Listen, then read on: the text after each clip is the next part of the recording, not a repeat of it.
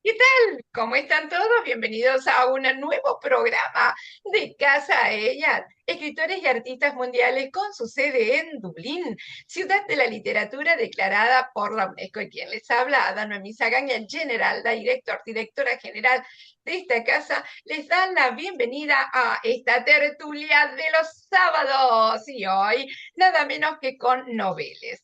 A muchos les interesa. Lisa Plurito. Y ustedes que están del otro lado, ¿qué piensan de los noveles? ¿Saben cómo se habla de los noveles? ¿Cómo se pueden presentar los noveles? ¿Saben que distintas asociaciones pueden presentar a escritores? Si ustedes pertenecen a una asociación de escritores nacionales, ustedes pueden postularse pidiéndole a la asociación que los apoyen. ¿Saben eso? Bueno, hoy voy a develar esos secretos. Pero no antes, no sin antes saludar primero a la audiencia, a nuestros sponsors que siempre nos acompañan. Gracias por la cantidad de emails que mandaron. Gracias por comprar el libro. Más allá de la oscuridad, más allá de, perdón, de la noche oscura, más allá de la noche oscura, donde la literatura mística no solamente es para leer, sino también para sanar y para escribir. Así que muchísimas gracias y si ya les gustó bueno, esperen el segundo porque este es el primer pasito. Ya está por Amazon, por Kindle, está en ebook, está también en papel, en pasta blanda, como les decimos nosotros acá, y lo pueden adquirir. Está, sí, para América, México les queda más cerquita, así que pueden comprarlo en México. Para Europa tienen España y otros países.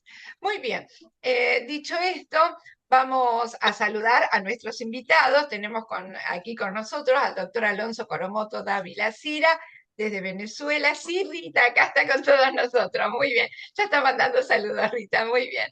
Tenemos a Susana Angélica Orden. Muy bien, viva Argentina. Claro, por el 25 de mayo también, claro. Muy bien. Saludando aquí a Susana, a Sergio Javier Rodas desde Argentina. Muy bien, sí, Nigromante, muy bien, Leticia, Esther Matelicani también está con nosotros desde Argentina y Claudia Ortiz desde Argentina. Dejamos la puerta abierta, pero les contamos que nuestros escritores están representándonos en muchos lugares en esta época. Así que bueno, por ahí les tratan de llegar a tiempo y muchas veces llegan, otras veces no, pero la puerta está abierta. Muy bien, ahora voy a compartir con todos ustedes una pantalla donde voy a hablar un poquito de los premios Nobeles. Ahí está, para que ustedes, bueno, si quieren guardar esta información, la puedan tener también. Se llama El telar de Estocolmo, Oro Turba y la palabra invicta, por quien les habla Ada Noemí Sagaglia. El Premio Nobel de Literatura, fundado bajo un mecenazgo, nació con una contradicción intrínseca: buscar el espíritu idealista en un mundo que estaba en ese entonces fragmentado. Y hoy yo también diría que también sigue fragmentado. Desde 1901, la Academia Sueca no solo ha coronado trayectorias, ha cartografiado los traumas, las revoluciones y los renacimientos de la condición humana. Otorgar este galardón es un acto político, sí, aunque no les guste, es también político, es estético y, en última instancia, un intento de fijar un faro en la niebla de la historia universal. Detrás del telón del Premio Nobel de Literatura opera un engranaje de absoluto secreto institucional. Escuchen esto: absoluto secreto institucional, que dura exactamente, como yo supe decir muchas veces, 50 años. Por lo que yo no sé si podré ver los que se están postulando ahora. Ahora bien, cada año, el Comité Nobel de la Academia Sueca recibe cerca de 350 nominaciones y las nominaciones, señores y señoras, son secretas. 350 nominaciones secretas enviadas por académicos, expresidentes del premio y organizaciones de escritores de todo el mundo. Ahora bien, tras un riguroso proceso de tamizado, lo llamo yo, pasar por el colador, por la elección, esa lista se reduce nada más que a 5 finalistas durante la primavera. Los 18 académicos, sí está entrando Cookie, adelante, déjenle entrar. Gracias, secretaria. Muy bien, entonces, cada año el Comité Nobel de la Academia Sueca recibe cerca de 350 nominaciones, 5 son elegidas. Y en la primavera, luego de un riguroso tamizado, ya quedan 5. Y luego empiezan las deliberaciones finales que ocurren en otoño, mediante una votación donde se requiere mayoría absoluta para coronar el elegido. O sea, de los 350 quedan solo 5. Y luego, de los 18 jueces que hay, los 18 tienen que ponerse de acuerdo unánimemente cuál de esos 5 va a ganar. ¿Está? Pero para que no se filtre, como dato curioso de esta hermética liturgia, los académicos utilizan seudónimos para referirse a los autores en sus debates internos y evitar filtraciones. Por ejemplo, el dramaturgo Harold Pinter fue llamado Harry Potter y el poeta sueco Tomás Tranströmer fue bautizado como el conductor de autobús. En ese mapa global de la palabra, una pequeña isla atlántica ha esculpido su nombre con una fuerza desproporcionada a su geografía, o sea, más grande que su geografía. Y me refiero a Irlanda, porque Irlanda no solo habita el Nobel, Irlanda de alguna manera lo define.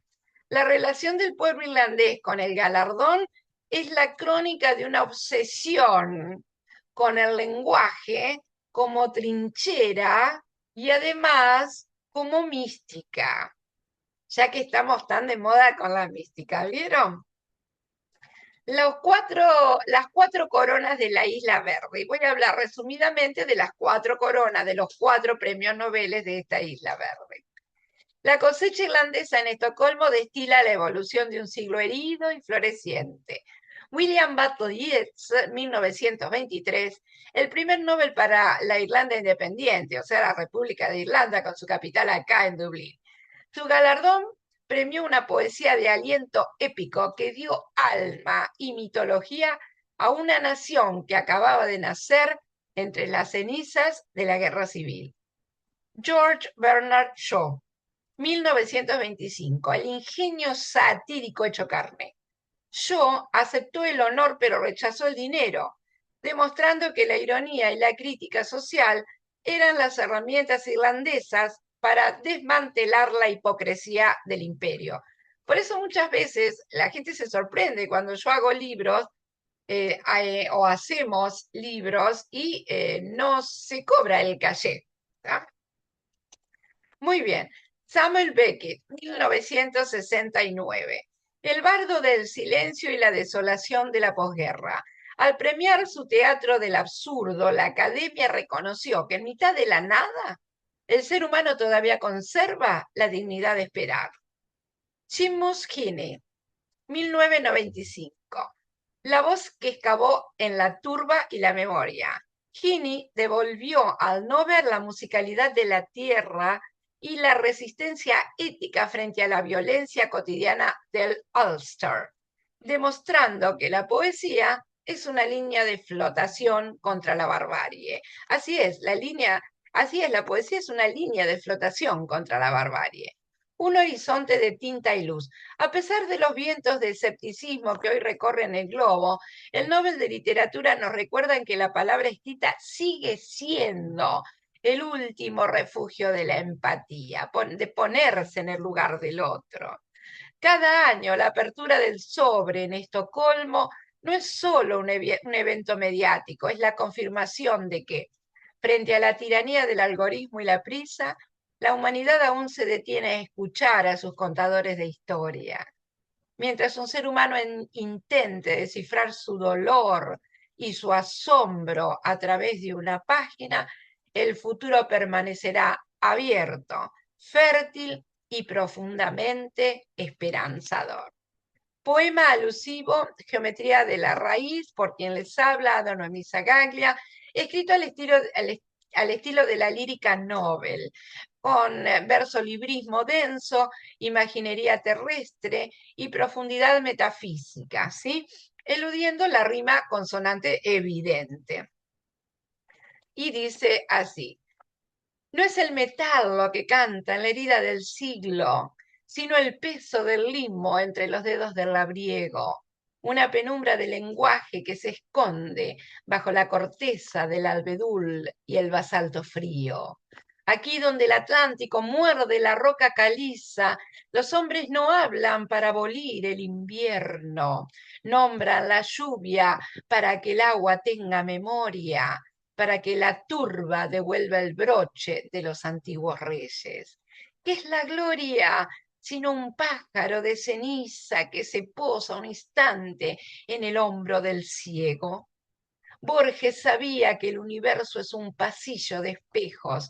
Kini buscaba el alfabeto en el fondo del pozo. Al final queda la línea limpia del poema, un arado que surca la noche blanca de la página, mientras el mundo, allá afuera, insiste en su ruidosa caída y nosotros, los escritores tercos, seguimos midiendo el peso de la luz. Ada Noemí Zagaglia. Así comenzamos entonces, dejo de compartir pantalla, le doy la bienvenida también a Cookie que ha recién entrado, bienvenida Cookie, a Pilar que también ha entrado recién, un beso a ambas. Y así comenzamos entonces y voy a llamar a Pili que va a comenzar con Marie Curie. Hola, buenas noches desde España. Pues un Hola placer Pili, estar aquí con esta tertulia. Maravilloso poema, me ha encantado. Y muchas bien, gracias. las incidencias del premio Nobel, me impresionó muchísimo cuando supe la historia de Marie Curie, porque ella fue la primera mujer con dos premios Nobel. Y el Nobel de Física en 1903, ella, en un principio, por ser mujer, no fue considerada para el premio compartido con Pierre Curie y Henry Becquerel. Solo le querían dar el premio Nobel a los hombres. Y su marido, Pierre Curie, dijo que no, que eso no estaba bien, que ella formaba parte de ese proyecto y de ese premio y que exigió que ella fuera reconocida. Y lo hicieron, la reconocieron. Aún así, luego en la ceremonia se puso enferma y no recibió el dinero del premio. Pero bueno, el reconocimiento quedó para ella.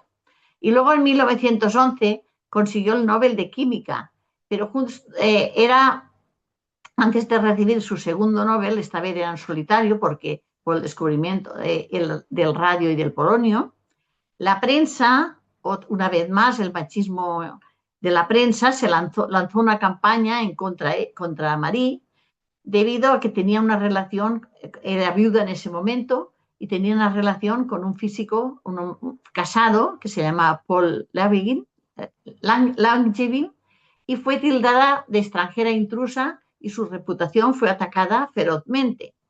Entonces la presionaron para que no asistiera, pero ella fue valiente, aunque la Academia Sueca le sugirió que no viajara y que evitara el escándalo, ella fue valiente y respondió categóricamente que el premio se le otorgaba por sus méritos científicos y no por su vida privada. Una mujer muy valiente que defendió su vida privada. Pero aún así, la vida continuó y tuvo discriminación académica. A pesar de sus logros, en 1911 la Academia Francesa de Ciencias rechazó su ingreso por un voto. Reflejamos una vez más que siempre que podían le ponían la zancadilla, ¿no? Su trabajo afectó a su salud y la radiación le causaron graves quemaduras, problemas de visión y fatiga, una fatiga constante debido a la manipulación de materiales radioactivos y sin protección, y finalmente la muerte. Pero ella supo superar todos estos obstáculos y algo que me gusta mucho de Marie Curie, quisiera destacar, es la contribución, tanto de ella como de su marido, en ayudar a los soldados durante la guerra. Creó una flota que se llamaba Le Petit Curie, que eran unos equipos de 20 vehículos que tenían aparatos de radios X y dinamos para contactar al motor y generar electricidad. Y puestos fijos de radiología, más de 200 salas radiológicas en los hospitales de campaña, detrás de la línea de frente. Y esos rayos X permitieron a los cirujanos localizar las balas de la metralla en tiempo récord, evitando infecciones y amputaciones innecesarias. Y formó a 150 mujeres, a las que llamaban las radiólogas, en anatomía física y procesamiento fotográfico, para operar con estos equipos. Y también el impacto de esta mujer en salvar la vida a más de 1 millón de soldados heridos con la creación de todo este equipo que he hablado, y transformó la medicina militar para diseñar esas ambulancias que he nombrado, y estuvo en el frente. Ella misma conducía las ambulancias hacia la primera línea de fuego para operar con las máquinas y evaluar a los heridos. Y lo más importante, sacaba el dinero de su bolsillo. Financiamiento propio. Si no lo quiere pagar el gobierno, lo pago yo. Intentó donar sus medallas de oro de premio Nobel para para ayudar a la economía de la guerra. El Banco de Francia se lo rechazó, pero ella en la medida de que podía, ayudaba. Y la radioterapia primitiva utilizó tubos de emanación de radio, gas radón, producidos en su laboratorio para esterilizar tejidos infectados en los soldados. Quiere decir que usó todos los medios que tenía para ayudar a la gente. Y a pesar de la discriminación que sufrió, creo que esto es una Quijota de todos los tiempos. ¿Eh? Y yo le he dedicado este poema porque no se merece menos. Marie Curie, acompañada por su fiel puntal, amor, ciencia y cariño sin igual, altar hacia aquel mundo tan querido, ante su valioso honor recibido, en un mundo por hombres protegido, el Nobel que tenía merecido. La ciencia elevada con emoción, lidiando cada día con pasión. El mundo gozó de su gran panal, sus inventos en un mundo destruido, regalando al mundo su corazón. Pues eso, dedicar a esta mujer. Precioso. Uy, perdón. Espectacular, Pili. Sí, yo también tuve problemas con la cámara recién. Sí, me cayó, lo siento. Pues eso, un abrazo a todos Espectacular. Muy bien, y al Pili. empoderamiento de la Muchísimas mujer, que gracias. también, ¿Cómo? gracias, que contribuyó al empoderamiento de la mujer. Sí, ya lo Y creo que sí. su marido vivían en equidad, que su marido valoraba sus logros, valoraba su trabajo, y eso es muy importante. Eso es muy importante. Él lo Que respetaba la pareja mucho. respete y valore y acompañe en el trabajo y acompañe a la mujer, o trabaje en equidad para que la mujer pueda continuar con su trabajo. Así es como corresponde, así es como Como corresponde. corresponde. Sí, así es, realmente. Muchísimas gracias. Me encantó, Pili. Me encantó. Muy bien. Gracias a todos. Felicitaciones. La abuela dice Rebo, dice la abuela. Rebo ¿Dónde no está anda? aquí. Estoy en el pueblo, que he ido a la feria del libro. Hoy tenemos una feria de exposición todo el día, que estoy hablando con la gente, y bueno, y lo Hermoso. he pasado muy bien. Estaba representando Casa Ian, por supuesto, Muy con bien. mucho honor. Yo Excelente. siempre lo hago con mucho gusto, y me encanta hacer. Y bueno, y un placer haber estado aquí. Hermoso. Bueno, abuela, vaya para allá, que no puede ir. No, Un díganle, besito de anda. parte de Rebo. Ya se lo doy cuando lo vea el lunes. El lunes lo Vaya, veré. abuela. O mande familiares, claro. ¿En qué parte, dice la abuela? ¿Dónde? ¿En qué parte, dice la abuela? ¿Dónde En está? Castellón. Castellón. Ah, bueno, no puede ir, pero que en Está algún muy momento que lejos. dice la abuela y está bueno. Muy bien, muchísimas gracias. Un beso para ella desde Pili. Ahí está, y un beso para Por eso, Rebo. abuela. Ya se lo va a mandar. Muy bien, muchísimas gracias. Y seguimos viajando porque ahora vamos a llamar vamos a Argentina, claro que sí, porque ahora vamos a llamar a nuestro embajador cultural, Sergio Javier Roda, y luego se prepara Venezuela. ¿Qué tal, Sergio? ¿Cómo estás? Hola, ¿cómo estamos? Bueno, no sé si me escuchan, si tengo buen audio. Sí, sí, perfecto. Hoy hay muchos con muchos Ex- inconvenientes, pero hasta que no haya un lugar libre, no puedo llamar a alguien, ¿sí? Voy siguiendo la lista como corresponde. Por ahí me están preguntando, pero necesito seguir la lista, ¿está? Así que bueno, si alguien tiene que salir, filme el video, cualquier cosa y lo subimos, ¿está? Bueno, ahora sí, Sergio, ya está, contesté el mensajito que me habían mandado por interno. Muy bien, Sergio, te escuchamos perfectamente. Adelante. Bueno, muchas gracias. Bueno, es un tema muy lindo, el tema de los premios Nobel. Desconocía yo algunas cuestiones que se esconden detrás de todas estas premiaciones. Uno las va aprendiendo cuando ya estás eh, trabajando muchos años, escribiendo y participando de convocatorias, entonces ahí vas entendiendo en la medida cómo es la política de cada convocatoria de premiación y obviamente estas premiaciones magnas, que son el Pulitzer, el Nobel y otras premiaciones que son premiaciones magnas de diferentes áreas académicas, no son la excepción.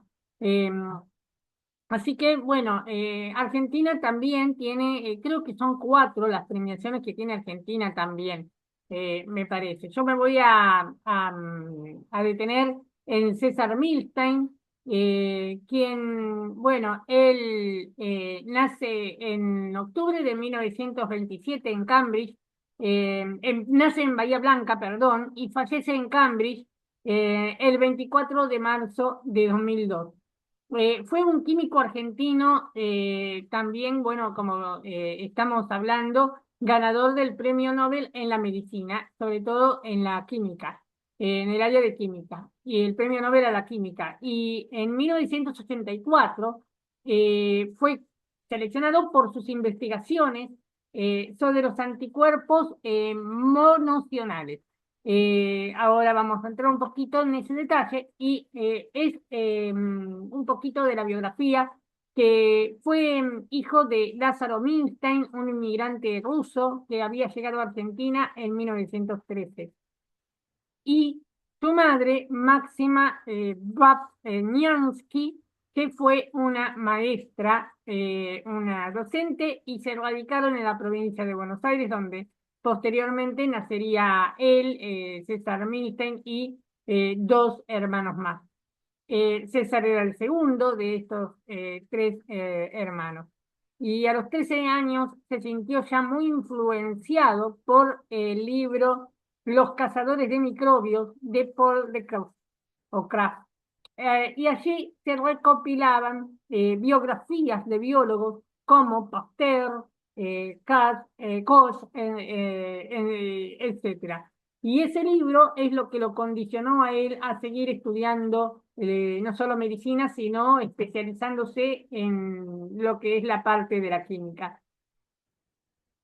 Ejerció sus estudios, primero, bueno, los estudios más iniciales en la escuela primaria, en la escuela número 3 de Bahía Blanca, y luego estudió en la Universidad de Buenos Aires, en donde se graduó de licenciado en Ciencias Químicas en la Facultad de Ciencias Exactas y Naturales a los 25 años. Y 4 años más tarde, es decir, 29 años, en 1956, ya recibió su primer doctorado en química y un premio especial por parte de la Sociedad Bioquímica Argentina.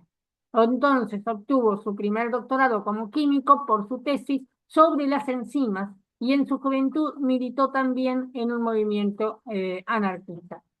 Fue becado por la Universidad de Cambridge y entonces viaja allí, que bueno, permaneció todo su trayectoria, toda su profesión en Cambridge, en la universidad, avalado por la Universidad de Cambridge, donde realizó su investigación postdoctoral en 1960.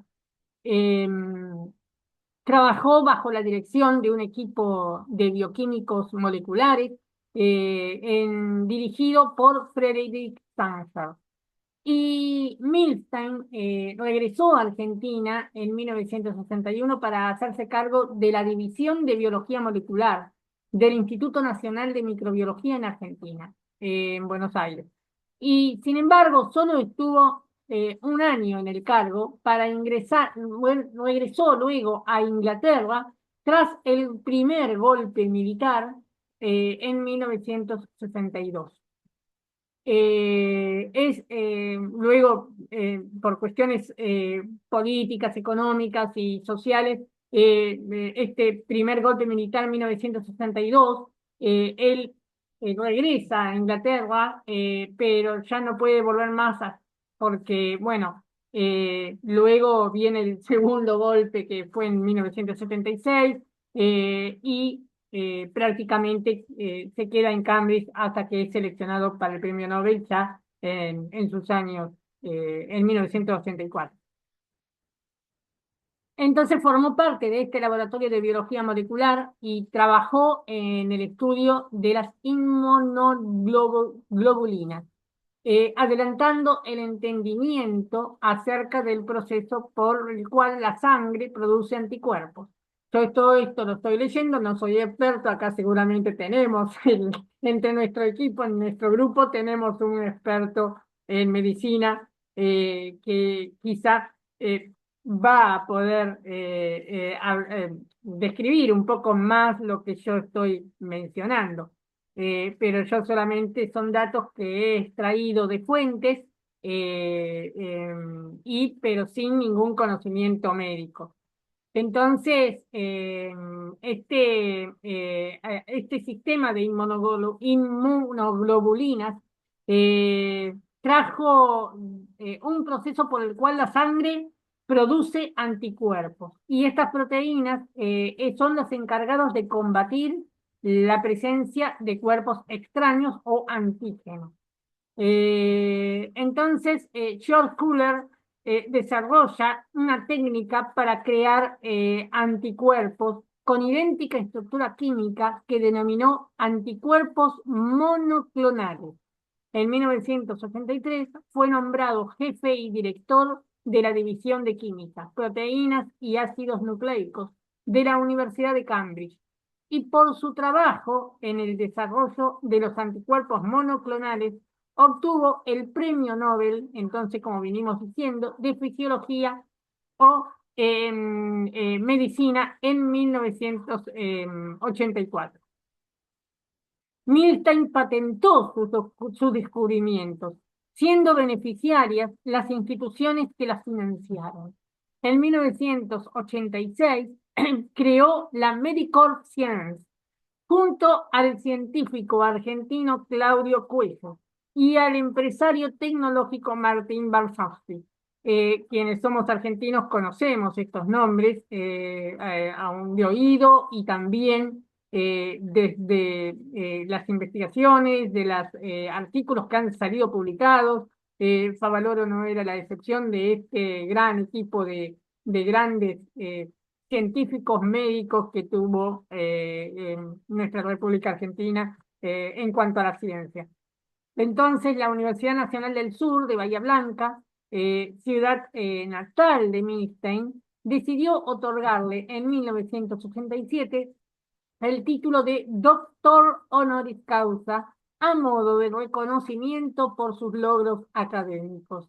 El mismo le fue entregado por el rector de la Alta Casa de Estudios, Alberto Casal, en diciembre de ese año, aprovechando la visita de Milstein a la ciudad en el marco de un congreso internacional sobre anticuerpos monoclonales en oncología.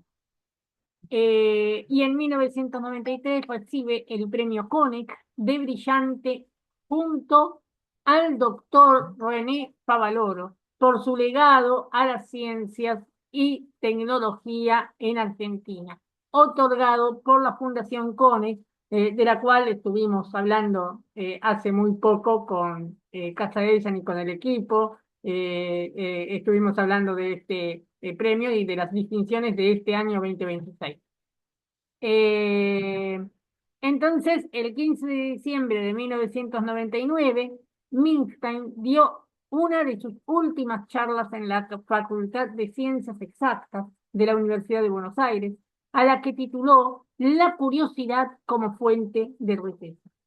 Fallece el 24 de marzo de 2002 en Cambridge, Inglaterra, víctima de una afección cardíaca a los 74 años. Para su funeral le pidieron a sus familiares que enviaran algunas palabras para la ceremonia.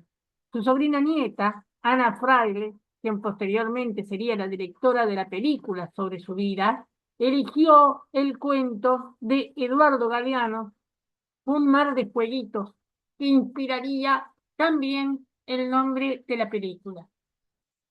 Como homenaje, entonces, podemos decir que en enero de 2021 el gobierno, ya post-mortem, el gobierno argentino declara el año 2021 como homenaje a Milstein en reconocimiento a su profundo compromiso con la ciencia. En marzo de 2010 se estrenó el documental Un Fueguito. En él se recogen testimonios de su esposa Celia y de sus colaboradores y colegas de Cambridge. La película fue declarada de interés nacional por el Ministerio de Educación de Argentina y tuvo apoyo financiero del Ministerio de Ciencia y Tecnología de la Nación y la Fundación Instituto del Bar y de su esposa Celia Priletensky.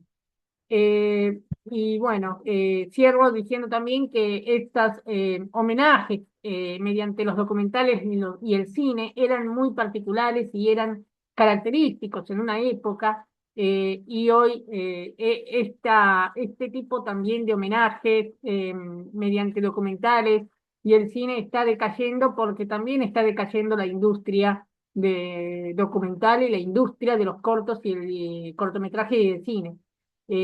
Pero bueno, ojalá que Argentina pueda volver a repuntar en esta industria tan rica que teníamos en una época dorada de documentales y bueno, muchas gracias. Con esto cierro mi Justo se exposición. estaba Espero cortando. que les haya... Excelente, Sergio, muy bien, muy completo. Muchísimas gracias. Y ahora desde Argentina nos vamos a Venezuela con el doctor Alonso Coromoto Dávila Cira, que ya está aquí con nosotros recibiendo los saludos y el cariño del público. ¿Qué tal? Ya le estamos pidiendo que abra el micrófono. Ahí está, muy bien. Bienvenido, doctor Alonso Coromoto Dávila Cira. ¿Cómo está? Muy buenas tardes, Muy Ada, buenas tardes. compañero, sponsor, audiencia, mi querida audiencia. Bueno, premios Nobel. Yo voy a hablar de un premio Nobel que quizás es el autor que más he leído, que es Octavio Paz, mexicano, premio Nobel mexicano de literatura. Entonces, pero yo voy a hablar de un Octavio Paz traductor.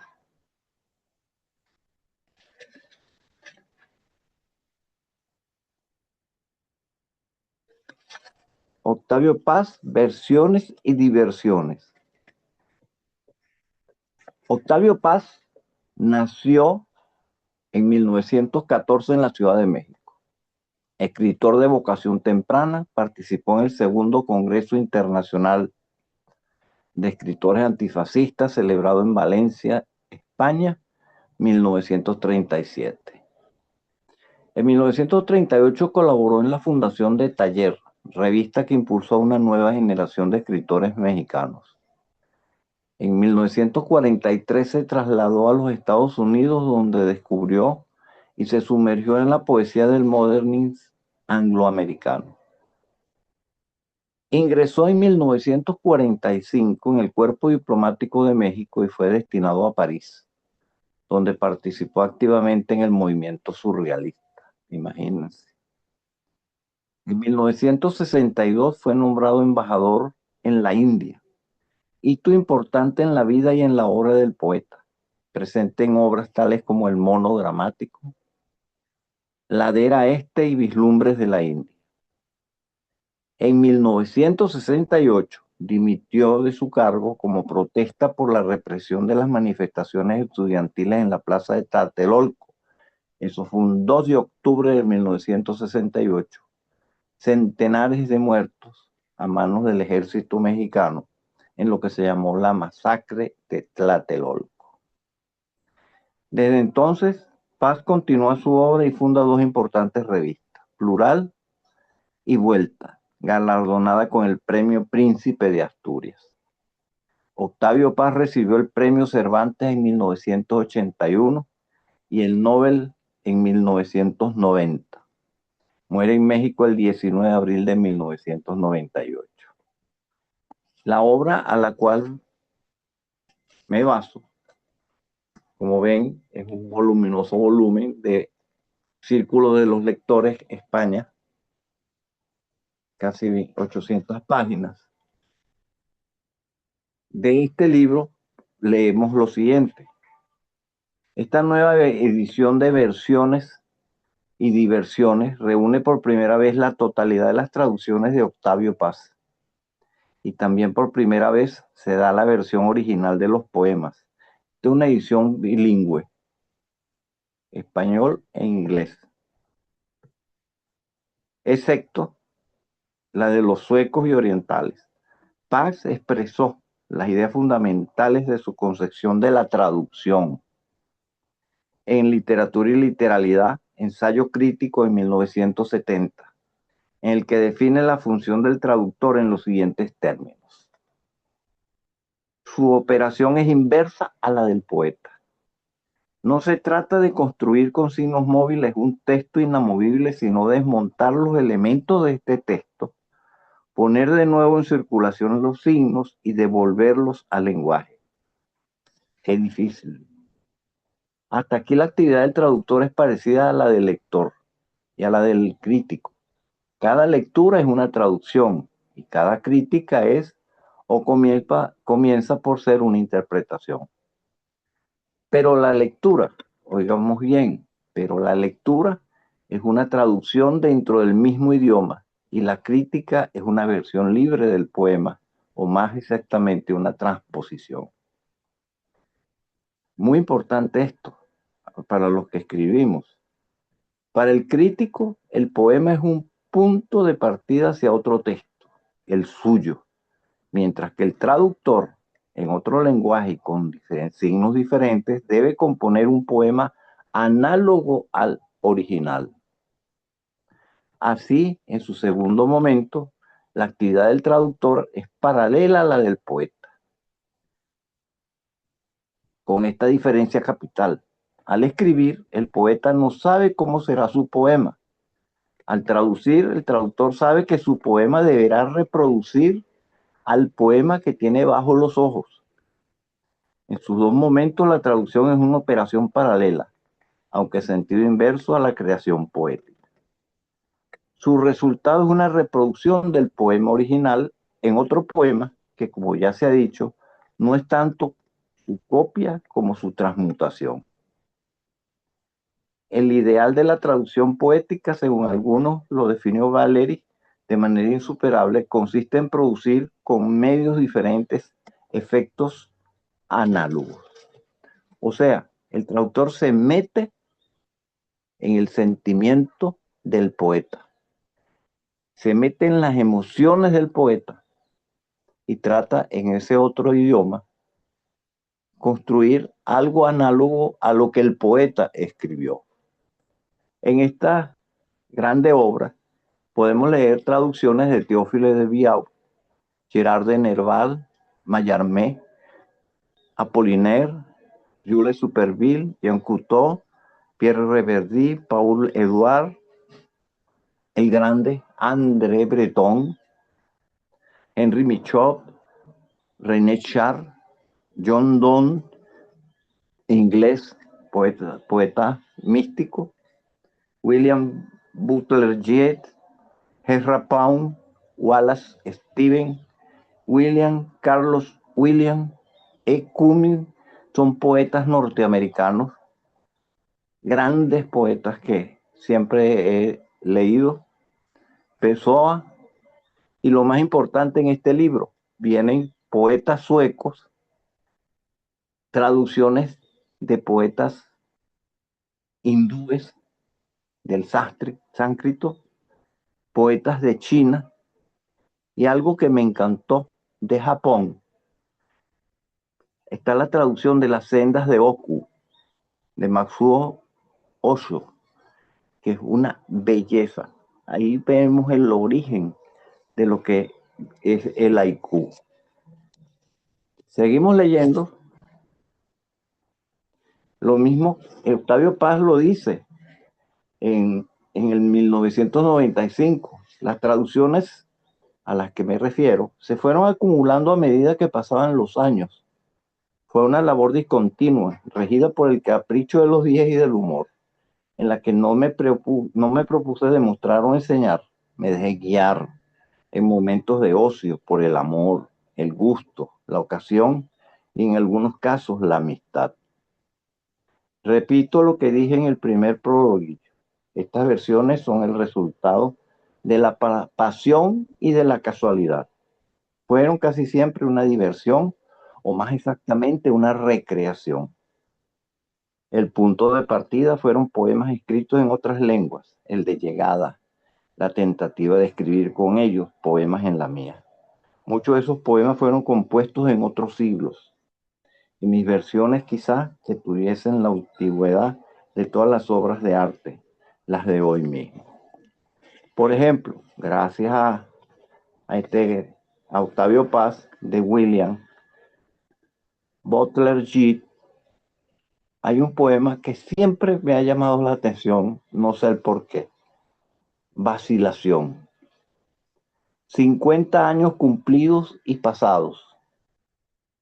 Perdido entre el gentío de una tienda, me senté solitario a una mesa. Un libro abierto sobre el mármol falso, viendo sin ver las idas y venidas del torrente. De pronto, una descarga cayó sobre mi cuerpo. Gracia rápida, y por 20 minutos fui una llama. Ya, bendito, podía bendecir. Y de William Carlos Williams, uno de mis poetas preferidos norteamericanos. Nació acá. Sí. Nació acá, William Butler, y acá en Dublín. Ajá. El mismo día del cumpleaños de mi hija, el 13 de junio. Y de William Carlos Williams, este poema para despertar a una anciana. Fíjense la sencillez. La vejez, vuelo de pajaritos que pían al rozar pelados árboles sobre la nieve tersa. Lo sacude de aquí para allá un viento oscuro. ¿Y qué? Sobre varas ásperas se posa la bandada, la nieve se cubre de cáscaras de semillas, un estridente gorjeo de hartazgo serena al viento. Despierta a una anciana en época de invierno. De George Sanlio. Fíjense, fábula del acto de escribir. Es lo que tratamos de hacer todo lo que estamos aquí. Para poder escribir, expulso de mí a la desesperación. Escribo para expulsar de mí a la desesperación. ¿No habría que abandonarse del todo a la desesperación para poder escribir? ¿No habría que renunciar del todo a escribir para expulsar a la desesperación? Es ese juego de palabras bellísimo. Y hablando de las sendas de Oku, fíjense cómo comienza. O sea que es una prosa poética. Los meses y los días son viajeros de la eternidad. El año que se va y el que viene también son viajeros. Para aquellos que dejan flotar sus vidas a bordo de los barcos o envejecen conduciendo caballos, todos los días son viaje y su casa misma es viaje. Entre los antiguos muchos murieron en plena ruta. A mí mismo, desde hace mucho, como jirón de nube arrastrado por el viento, me turbaban pensamientos de vagabundeo. Después de haber recorrido la costa durante el otoño pasado, volví a mi choza a orillas del río y barrí sus telarañas. Ahí me sorprendió el término del año. Entonces me nacieron las ganas de cruzarle el paso de Chiricahua y al llegar a Oku, cuando la nieve cubre cielos y campos. Y así siguen las sendas de Oku, que de por sí es un gran poema. Un gran poema. Y más que contiene los haikus, Muy que son bien. una preciosidad. Que nosotros dimos Los el mismos. taller el miércoles pasado, Ujú. que lo vamos a subir esta semana. Así que bueno, estén atentos porque ahí estuvimos hablando Entonces, de Masu Bashuo, el maestro que usted también nombró. Muy bien. Excelente, entonces, querido. para terminar, miren este haiku. Terco esplendor frente a la lluvia, erguido, templo de luz. Imagínense ese templo lloviendo en algún paisaje Tiene escarpado de Kireshi, Japón. tiene Kigo. Muy bien. Sí, Que exacto. estuvimos hablando Entonces, ese gracias. miércoles. Y entonces eso era lo que quería expresar Excelente. sobre esta obra, versiones y diversiones de Octavio Paz, Premio Nobel Mexicano de la Literatura, y se consigue en el Círculo de Lectores. Gracias, gracias. Espectacular, espectacular. Muy bien. Este aplauso enorme para el doctor Alonso Coromoto Dávila Cira, de todos nosotros y de la audiencia que están mandándole saludos a Venezuela. Muchas gracias, querido doctor. Y seguimos viajando, porque ahora nos vamos a Argentina con Susana Angélica Orden. Adelante. Hola, Hola, Susana, ¿qué tal? ¿Cómo ¿qué estás? tal? ¿Qué tal, Ada? ¿Cómo estás? ¿Cómo A están mil, a mil, todos los que nos como siempre. acompañan, los Estás con los pies compañeros? delante de la pantalla. ¿Cómo? Eh, mm. Bueno, todo bien y el elegido, digamos, la persona que elegí para hablar de ella es uno de los 5 premios Nobel que tuvo nuestro país, Argentina, y que tiene el honor de haber sido y de ser el país latinoamericano con mayor cantidad de premios Nobel. Eh, por otra parte, el primer premio Nobel fue Carlos Saavedra Lamas. Bueno, desde principios del siglo XX, Argentina, hace ya unos cuantos años, era gobernada por un grupo, una élite, que eran 4 o 5 familias, que eran aquellos que vivían en Buenos Aires en general y tenían la posesión de la tierra de los alrededores luego de que se les fuera arrebatada a los indios, a los pueblos originarios.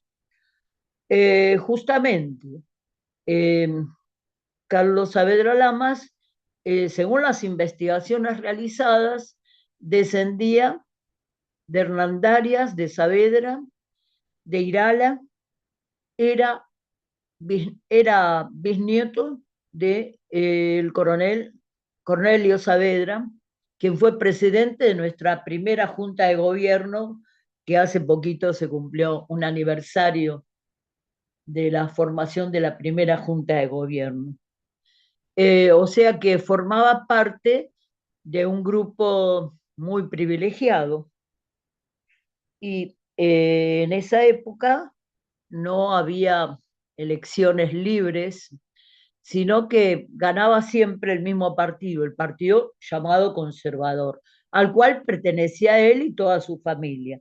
O sea, que su infancia fue muy buena, eh, no tuvo ningún tipo de carencias y era muy inteligente.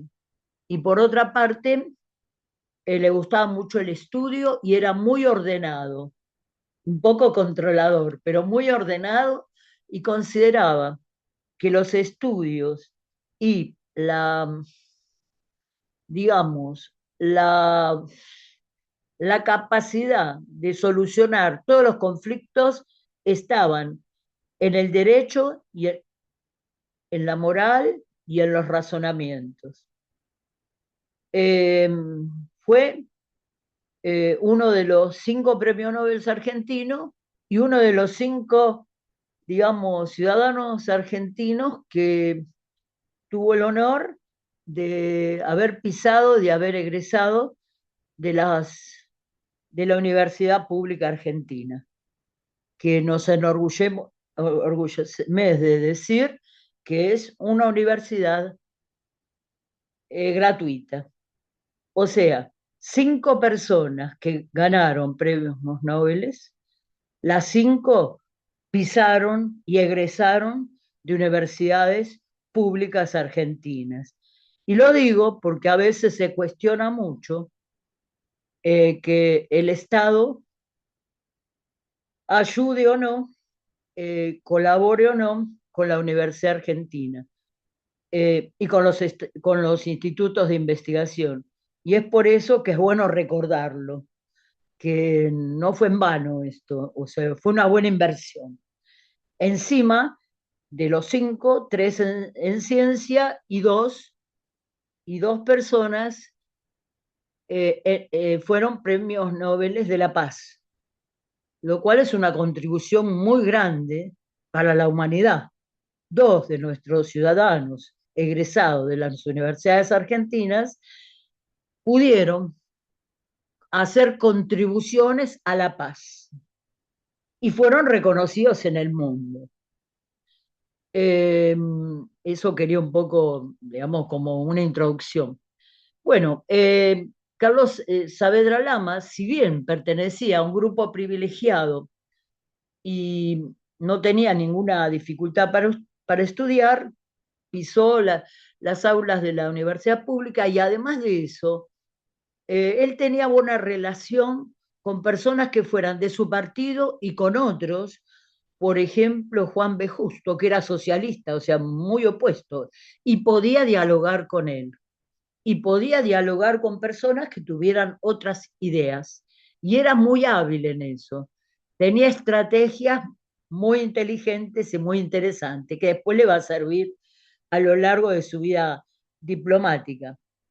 Él fue egresado de la Facultad de Derecho y Ciencias Sociales de la Universidad de Buenos Aires y además fue profesor de esa universidad y también fue profesor de la Facultad de Filosofía y Letras. O sea, seguramente debe haber tenido la cátedra de Filosofía del Derecho. Fue ministro de Instrucción Pública y luego comenzó a interesarse por la diplomacia. En toda la época en que él empezó a crecer hasta llegar al punto de ser canciller, era una época muy, muy difícil en el mundo, porque estamos hablando de 1932, 33, un periodo entre guerras en que no habíamos aprendido tanto los seres humanos sobre que no hay que hacer guerras. Y él era un partidario de la paz y un estratega, y pensaba que el derecho tiene que ayudarnos y la palabra a poder vivir en paz. Así es que durante la presidencia de Agustín P. Justo, que era una persona mayor, él va a ser nombrado canciller y después ministro de Relaciones Exteriores. Así que va a realizar viajes para conversar, para intercambiar opiniones con otras personas de otros países, porque fíjense que estamos hablando 32, 33, 34, el 39, hubo ya una desagradable sorpresa que fue la guerra en el mundo, la Segunda Guerra Mundial. No obstante, lo cual en América también había guerras.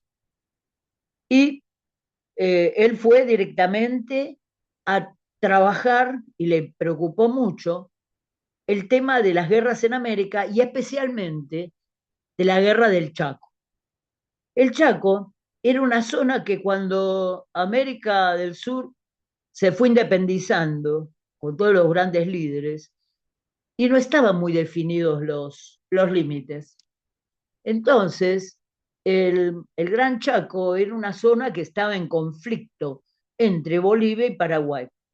Como todos nosotros sabemos, digamos, los jefes, los que mandan, los mandan se pelean y van los soldados a pelear.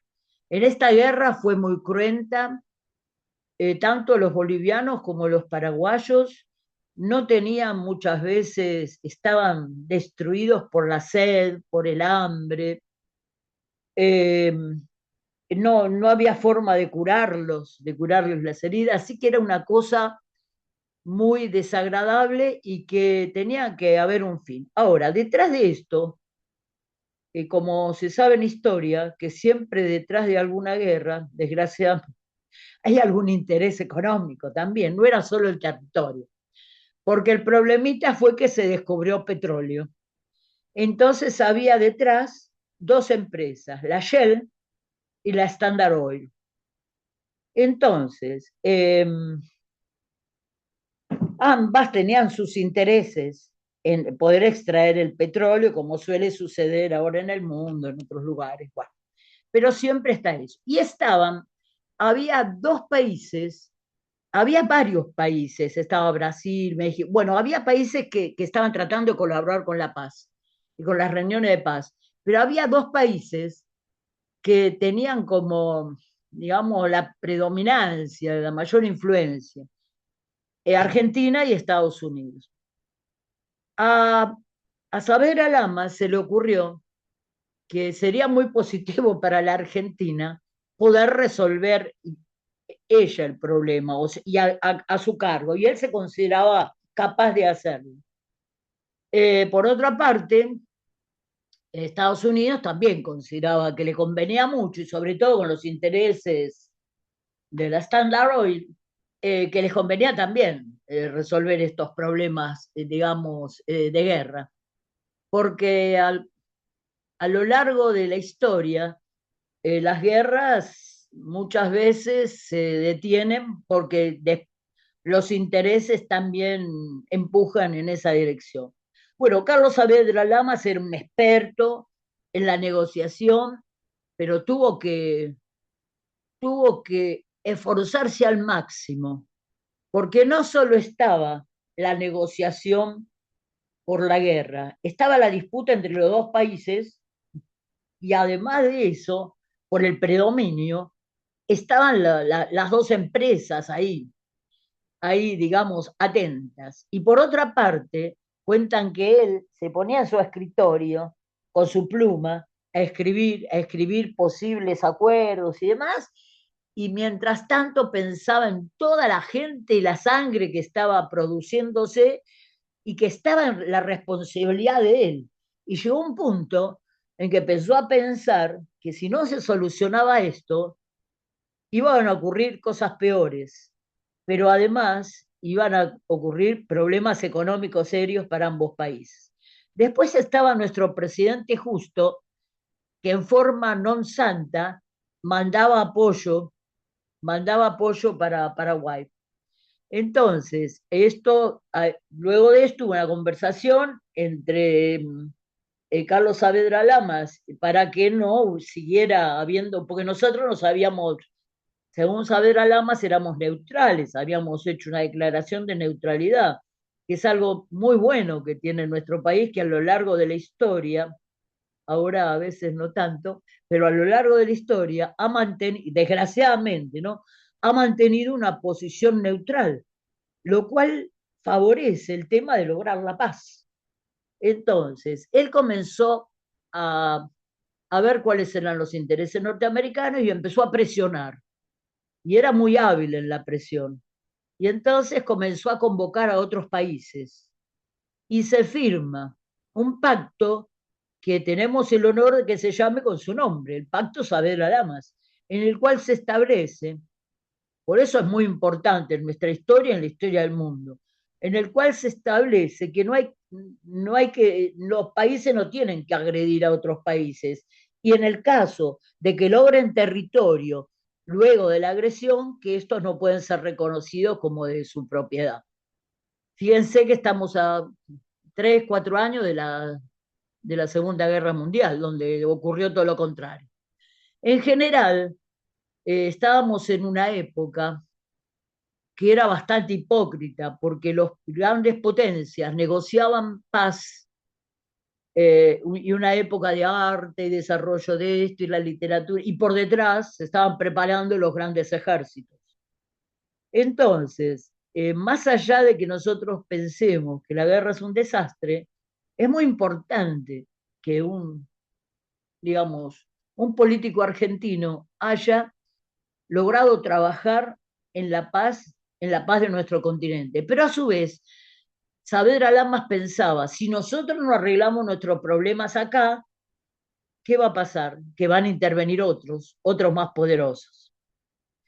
Y hasta podían intervenir europeos, que a nadie digamos, le falta las ganas de introducirse en lugar donde hay petróleo. Bueno, finalmente, luego de sus negociaciones, él logra, después de mucho trabajar, logra el cese del fuego. Algunos desprestigiaron su intervención diciendo que la guerra se iba muriendo porque ya no tenían recursos, pero en realidad nadie discute su actuación. Y hasta tal punto que en 1936 se le otorga el Premio Nobel de la Paz. El Premio Nobel de la Paz, que para Argentina es un gran honor, podemos decir que a él también le provocó problemas. Por una parte, un aumento de la tensión con Estados Unidos, pero por otra parte, tuvo problemas con su propio presidente, porque el presidente justo aspiraba a que a él le dieran el premio Nobel. Las envidias de costumbre. Y por otra parte, cuando Roosevelt fue a Argentina y hizo una conferencia y habló de las grandes virtudes de Saavedra Lamas, justo estaba furioso. Y es más, Roosevelt eh, lo trajo en su coche, que era un coche último modelo. Todo esto hizo que de a poco Carlos Saavedra Lamas, con el tiempo, luego de que se estableciera finalmente la paz, y hay una reunión en Buenos Aires para esto, en la cual eh, Paraguay recibe gran parte del territorio, pero Bolivia recibe la parte del territorio donde había más posibilidades buenas de poder extraer petróleo y que la Standard Oil, o sea, las dos empresas fueron compensadas. Se llegó a un acuerdo, hubo muchas charlas y finalmente la paz fue posible. Y contaba un guerrero boliviano, muy viejito, un participante de la guerra, que un día determinado estaban peleando en las trincheras y al día siguiente les dijeron que salieran y que fueran a conversar con el enemigo, que ya no eran más y se abrazaron, con lo cual pudieron volver a sus casas y la paz fue ese milagro.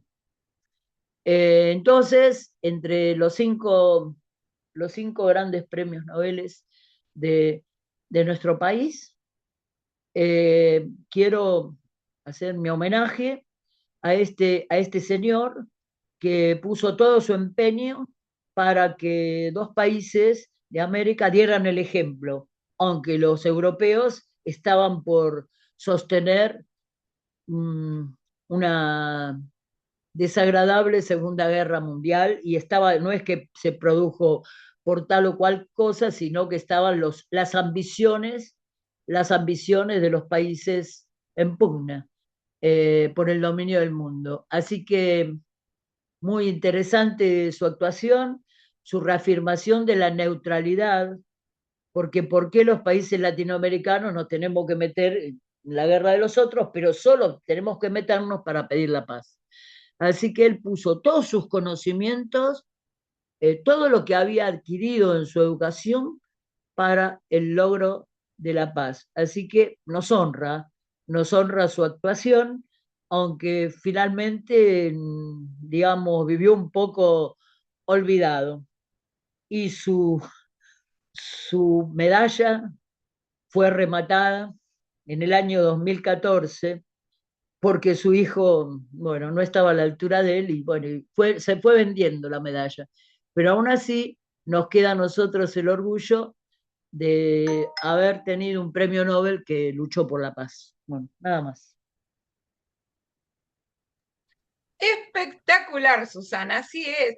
Además, somos uno de los países, Argentina, somos en realidad uno de los países que más premios Nobel sí, en Sí, no, somos ciencia, por sí, ejemplo, tres, de América, de todo el continente americano, no, sobre todo. somos el país latinoamericano y de América también. Bueno, el que tiene más premio Nobel es Estados Unidos, obviamente. Pero Ahora me preguntaba la audiencia y los de literatura todavía no, pero nosotros no, decimos todavía.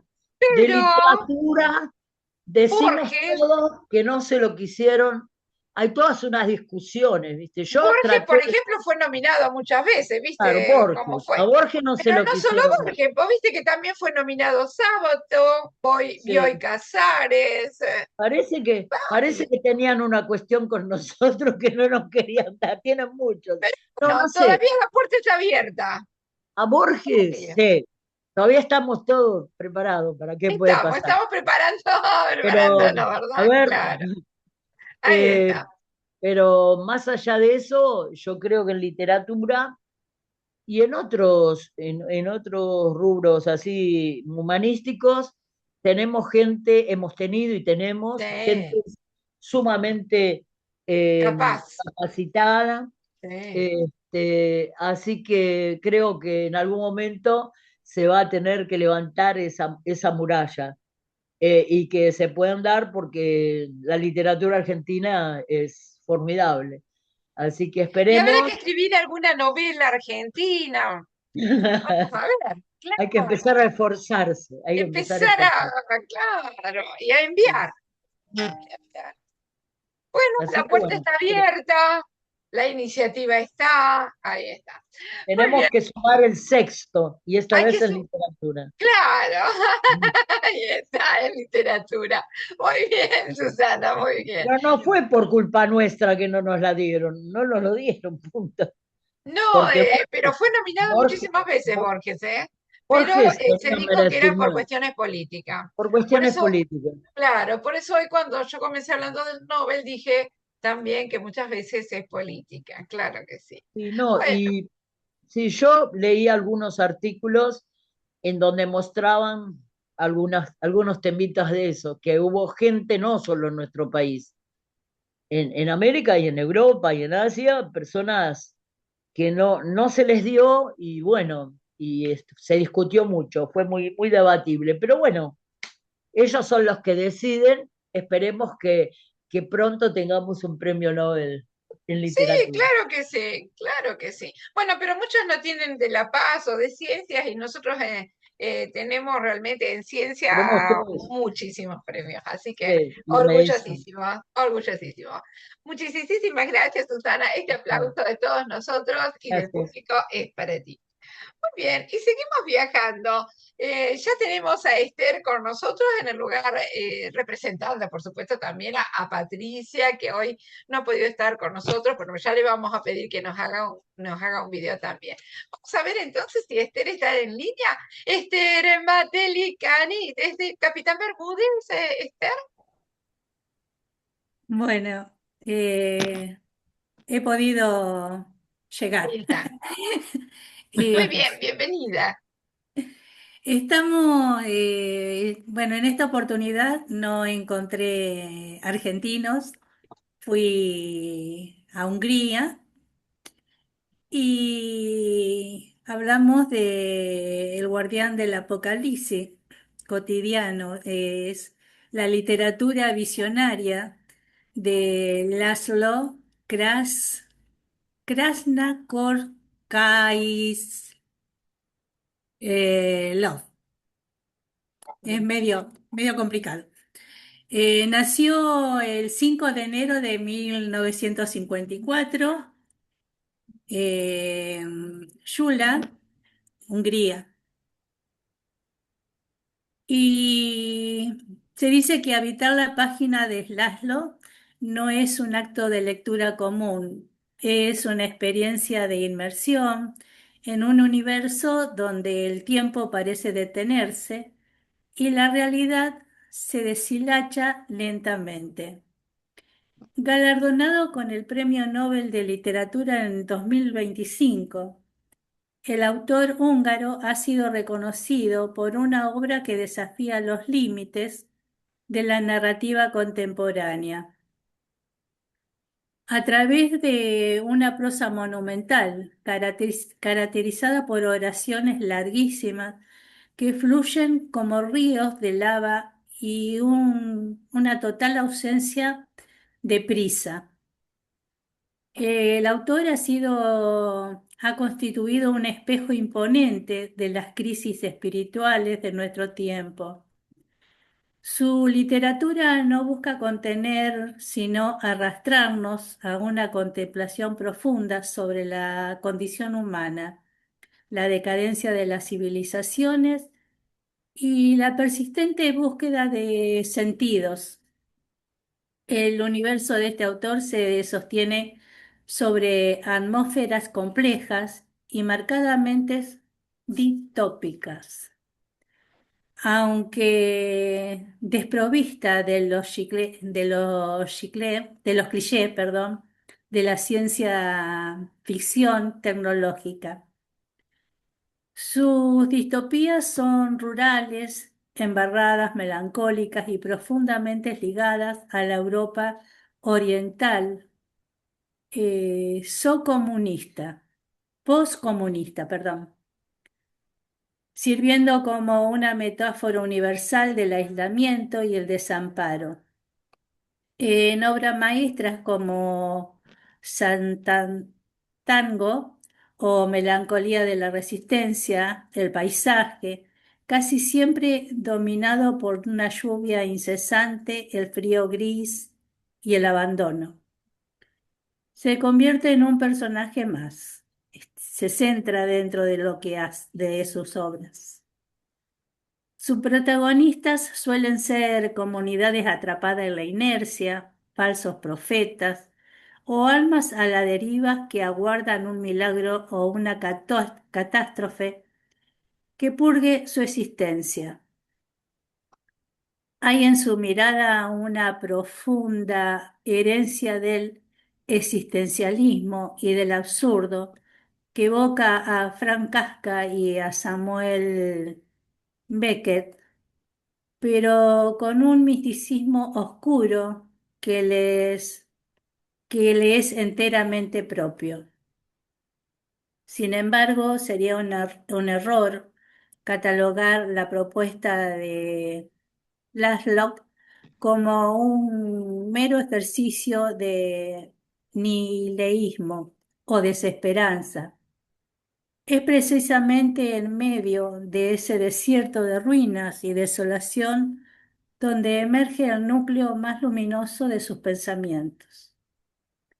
La reafirmación del inmenso poder del arte y la literatura.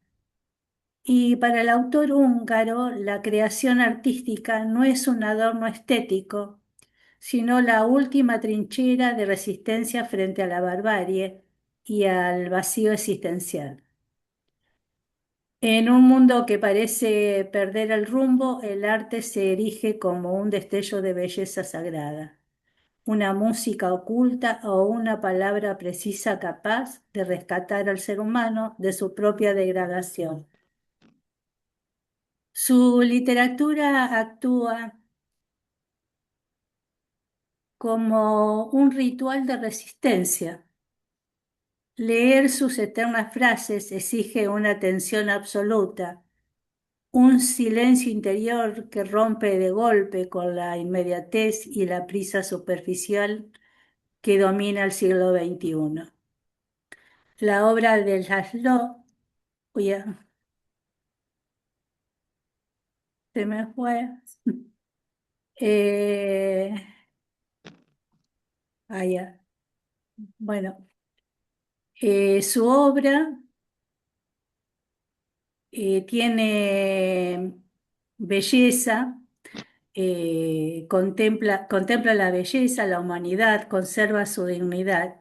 Nos recuerda con fuerza de una profecía hacia que la literatura sigue siendo ese espacio sagrado donde la verdad se resiste a desaparecer.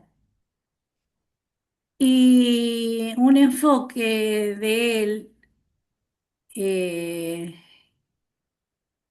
que alcancé a no a hacer, sino a revisar de todo lo que había hecho, dice que las voces del silencio y el río es un tiempo que no se mide en los relojes de la arena, ni en los números fríos que caen del calendario. Se mide en el susurro que dejas en el aire cuando callas, en forma en que la luz de la tarde dobla las esquinas y se apoya cansada sobre los muros de la memoria. Venimos de un largo viaje de siglos y barro, cargando mitos antiguos, barcos encallados en la niebla. A veces somos como ese gigante de agua de río dulce que duerme con los ojos abiertos bajo el cielo, cuestionando los secretos de las islas. El vuelo baja de los pájaros que persisten la tormenta y el abrazo invisible de los juncos que resisten la corriente. ¿Quién dicta el orden de las cosas que amamos? Una melodía que viaja en el viento de la radio, un verso que rima lejana, que se clava en el pecho, el eco de los nombres que ya no caminan el suelo, pero se han quedado a vivir para siempre entre los pliegues del alma. Todo es un puente suspendido sobre el abismo del olvido. Buscamos la belleza en los bordes de la herida, en las manos que siembran la palabra en medio del desierto, en el coraje de mirar de frente la penumbra y decir, todavía estoy aquí, todavía el pecho se enciende. Porque escribir es desenterrar una música sagrada, un pulso misterioso que conecta las estrellas con el barro. Míranos bien, somos guardianes de las pequeñas cosas. Lo que hilvanamos los recuerdos para que el frío no los queme. Y cuando la noche caiga con su manto denso y definitivo, quedará esta humilde vibración, esta voz que tiembla en el espacio, reafirmando que fuimos, que sentimos y que el universo, a pesar de sus sombras, siempre guardará un rincón para que la poesía vuelva a encender la vida. Bellísimo, muy bien, excelente. Muy, muy, muy bonito toda la exposición, Esther. Este aplauso enorme es para ti. Gracias, Muy, muy lindo que hayas gracias. traído también este premio Nobel desde Hungría, porque no Fue siempre, un ¿verdad? encuentro casual, Fue muy fue un lindo, encuentro casual, lindo. porque como no había, viste que te decíamos con Patrick que nos íbamos a ir de Fabio. A representarnos en otro festival, y claro, y ya habían estado, estaban tomados los demás premios de Argentina. Eh, Claro, tenía Susana a Carlos Saavedra Lamas, Bernardo Hussey había sido tomado por Claudia, iban a hablar también de Leloir, de Esquivel, de Milstein, que bueno, no voy a sí, nombrar mucho porque todavía faltan algunos compañeros exponer y ya prepararon también estos sí, premios sí. Nobel. Entonces me Y pareció muy fue, lindo que hayas traído desde Hungría un premio Nobel. Felicitaciones, Esther. no, Muchísimas gracias a vos. gracias. Este aplauso enorme de nosotras y Gracias. del público. Y seguimos viajando porque ahora nos vamos a México con nuestra embajadora cultural, Cookie Sandoval Olivas. Y les cuento que ya ha entrado Mirta Felisa Venegas, para aquellos que están mandando saluditos, ya está aquí con nosotros, así que le mandamos un beso también. Con ustedes entonces, Cookie Sandoval Olivas. Adelante, nuestra embajadora cultural en México.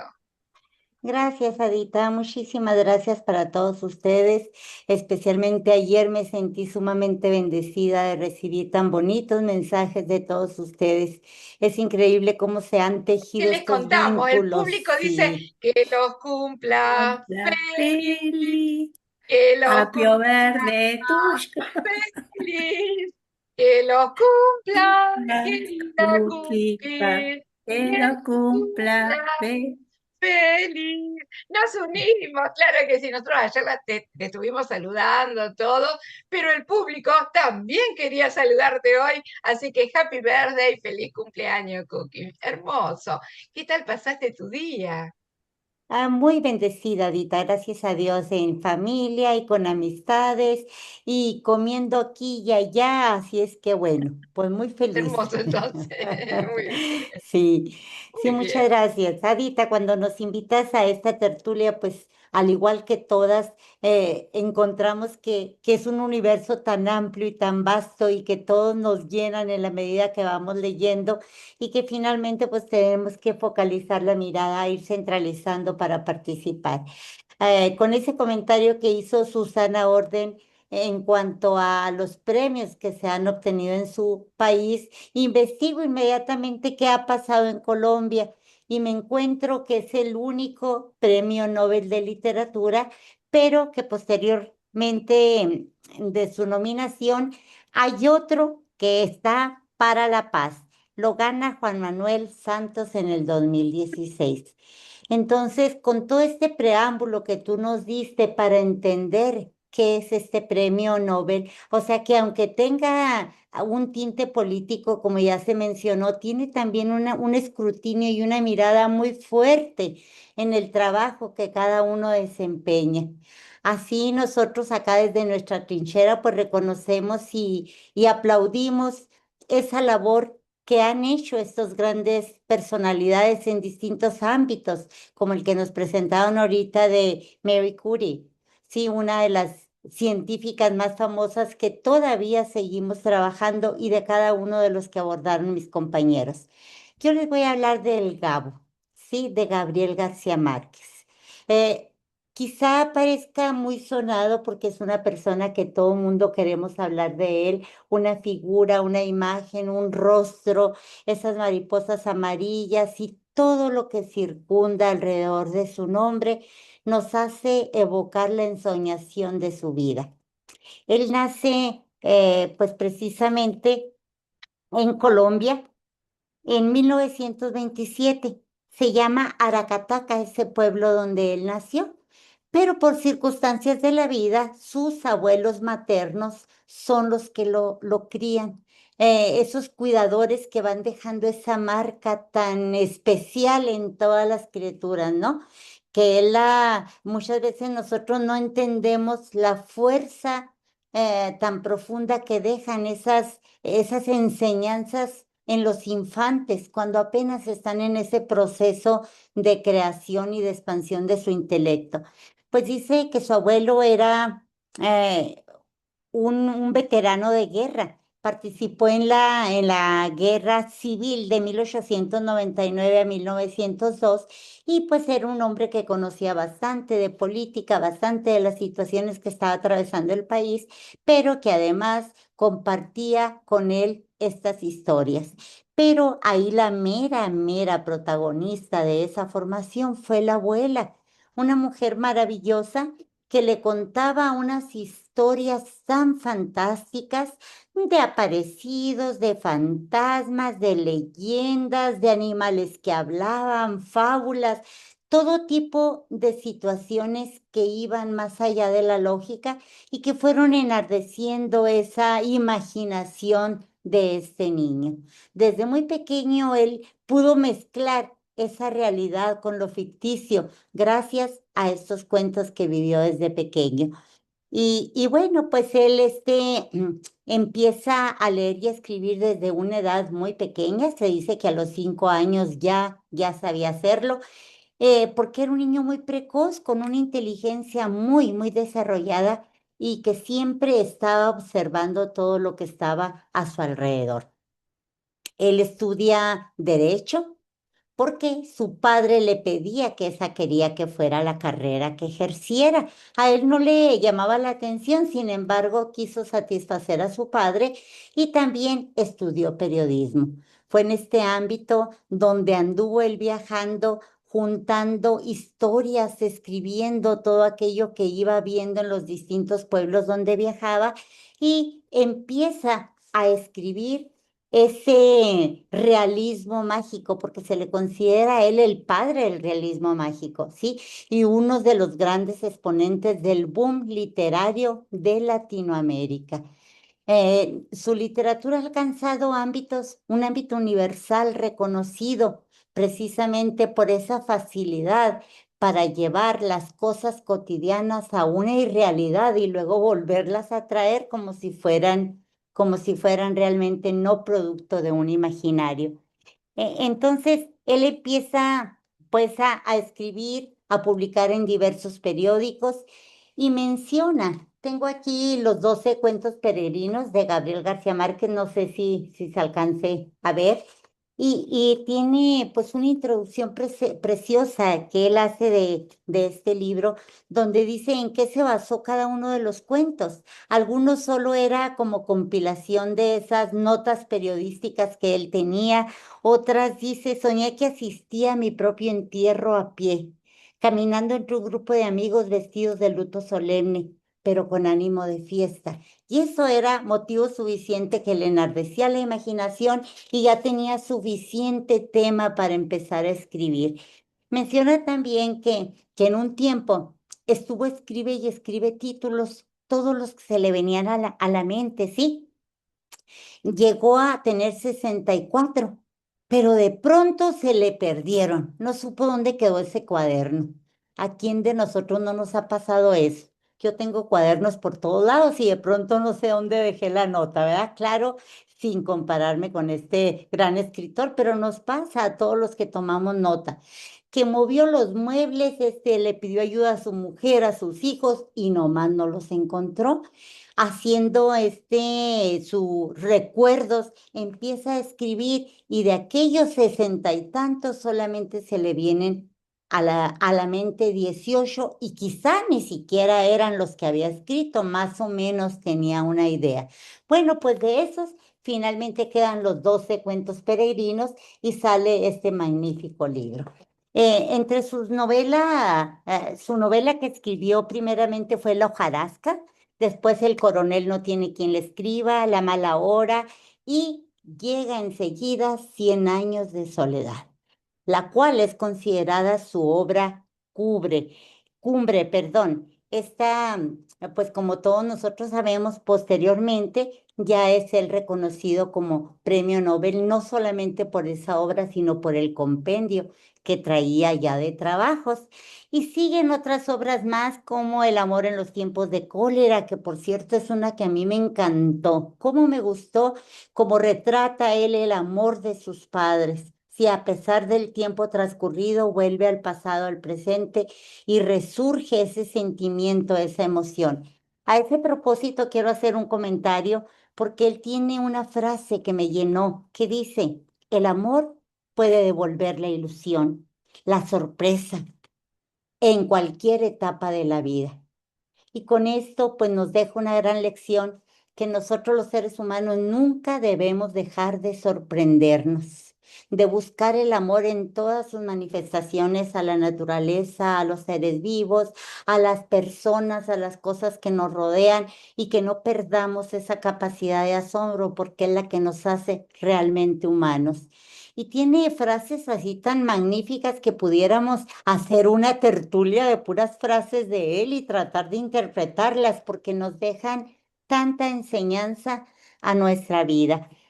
Es así como con esta breve reseña, pues yo los invito a que conozcan a todo el público, que conozcan la obra de este gran autor. Él fallece en Ciudad de México el 17 de abril de 2014 con 87 años de edad. Sí, él había padecido antes cáncer, después tuvo una neumonía muy fuerte y enseguida se vio muy afectado por una diversidad de problemas que le vinieron de esas mismas situaciones que él ya traía de salud.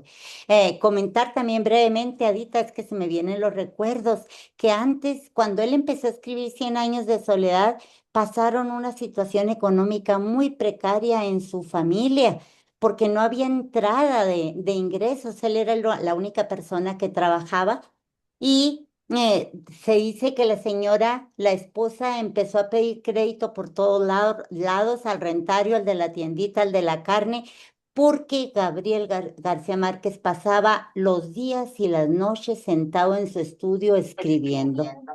Fue así como sale esta magna obra. Entonces, es digno de reconocer que la tenacidad, la capacidad, pero ese ímpetu de hacer las cosas, pues siempre nos van a llevar por buen camino. En este cuentito también menciona que él decidió, en esta introducción, perdón, de los 12 cuentos, que él decidió escribir para los periódicos solo para tener su mano y su mente ágil, que porque se dio cuenta que puede caer uno fácilmente en ese descanso que está esperando que llegue la musa, ¿no? La musa inspiradora, cuando lo que hace que la musa aparezca es precisamente el trabajo y el ejercicio. Compañeros, un honor haber estado con Exacto, el ustedes. trabajo y el Sí, ejercicio. sí, sí. Excelente. He aquí la razón de los talleres continuos de Ujú. Casa Esta y las distintas tertulias todos los sábados. Y me encantó que hayas hablado del asombro, porque nosotros en todos los talleres recalcamos el asombro. Este último de poesía, de prosa poética, el asombro en la literatura mística, el asombro, esos instantes en el haiku, el asombro, el instante. Realmente, fíjense cómo recién nombrabas, Cookie, cómo él rescata ese asombro del que nosotros estamos hablando. Excelente, excelente, realmente. Muy bien, muy bien. Este aplauso de todos nosotros y del público para ti, Cookie. Y muchas felicidades nuevamente. Un abrazo enorme. Muy, muy bonito. Y seguimos viajando. Y sí, claro que sí, vamos a tener que hacer una tertulia de Gabo. ¿Cómo no? Yo ya la anoté, miren acá, a ver si se alcanza a leer tertulia, puse grande del Gabo, ahí está, para que no se nos escape. Me está preguntando la audiencia, antes de pasar a Mirta con el broche ya de cierre, el broche de oro, ¿cuál es el tema de la próxima tertulia? Porque están desesperados que quieren anotarse ya. Es rescatando objetos del baúl de la abuela. ¿Qué 5 objetos vamos a elegir? ¿Qué rescataríamos del baúl de la abuela? Lo que ustedes quieran, lo que es significativo para ustedes. 5 objetos. Pueden escribir un poema, pueden escribir un cuento con esos 5 objetos, pueden hablar de ellos. Tienen 5 minutos un minuto para cada objeto. Así que bueno, espero que les guste el tema y anotarse. Entonces, ya veo que le están diciendo a la secretaria muchísimos en este instante los que se quieren anotar. Y ahora sí paso entonces a Argentina, a Mendoza, con nuestra embajadora cultural Mirta Felisa Venegas. Y sí, y empiecen a anotarse ya. Cookie hace la lista, ¿puede ser, Cookie? Ahí está. Muy bien, Claro que sí, muchas claro que gracias. sí, Adita. Anotame, Bueno, Cookie, soy buenas Susana. tardes a Anoto a todos todos. los que estamos aquí, ¿les parece bien? Sí, Sí, anotame, me por Muy favor. anoto. bien, Sí, muy sí, bien, dice Mirta, yo también, Anotaron los dice la presentes, dije. todos los muy bien. presentes. Ahí Experiencia. está. Muy bien. No, la audiencia no, la audiencia también Bueno, quiere participar. Bueno, quiero al saludar Pilar a Por todos también. los favor. compañeros. Llegó Ahí está Pilar. Pilar también. Muy bien. Sí, por favor. Muy bien, muchas gracias a todos. Mirta, ay, a Mirta, dijo Mirta también que sí, ¿eh? Ahí está. Muy bien, Mirta, adelante. Hola, Ada, buenas tardes. Perdón Buenas por no tardes, ¿cómo entrar estás? antes, pero mi internet ahora lo tengo que aprovechar. Saludos a Aprovecha, todos mis aprovecha ahora. Ahí está. compañeros. Y bueno, yo busqué a un personaje de un premio Nobel de Ecología y es argentino. Bien. Y me gustó porque Ada nos está ayudando mucho con la ecoprosa, con la eco JB, con la ecopoesía, y estamos en todo momento, y se me vino a la mente, ¿habrá algún premio Nobel de ecología en Argentina? Y hay un joven que en ese momento tenía 44, ahora tiene 46. Pedro Jauregui. Es un cordobés de la provincia de Córdoba, en Argentina, eso es en el centro de Argentina. Este cordobés es investigador del Instituto Multidisciplinario de Biología Vegetal del CONICET. Universidad Nacional de Córdoba es el nuevo Premio Nobel de Ecología. Esa es la forma en que se llama a quienes obtienen el premio Planet Frontiers. Creo que lo dije bien, no sé. Uno de los reconocimientos más importantes en el campo de la sostenibilidad y la conservación de la biodiversidad. Ganó por un estudio en colaboración con un equipo internacional, en el que identificó los principales factores humanos que influyen en la disminución de la biodiversidad. Son el cambio en el uso de la tierra y el mar y la explotación directa de recursos naturales. El premio fue anunciado este último miércoles del año 23, durante el simposio Villars en Suiza. El equipo del argentino fue seleccionado entre 23 campeones nacionales de la segunda edición del concurso internacional de ciencia y sostenibilidad.